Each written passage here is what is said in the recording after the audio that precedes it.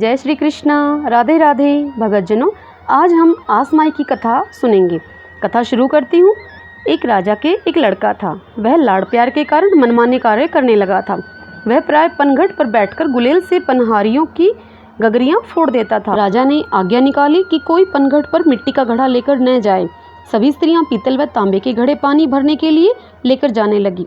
अब राजा के बेटे ने लोहे व शीशे के टुकड़ों से पनहारियों के घड़े फोड़ने शुरू कर दिए।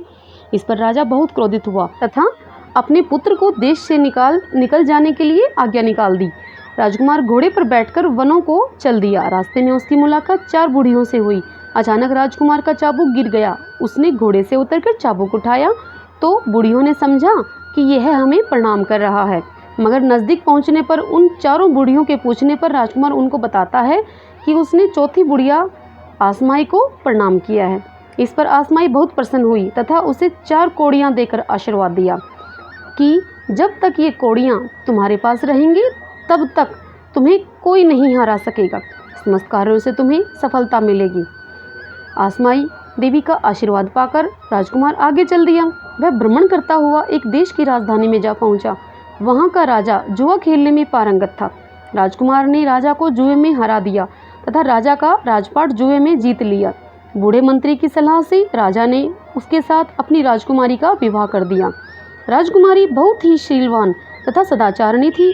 महल में सास ननद के अभाव में वह कपड़े की गुड़ियों द्वारा सास ननद की परिकल्पना करते हुए उनके चरणों को आंचल पसार कर छूने तथा आशीर्वाद पाने लगी। एक दिन यह सब करते हुए उसने राजकुमार से सास ननद की सेवा करने की अपनी इच्छा जताई।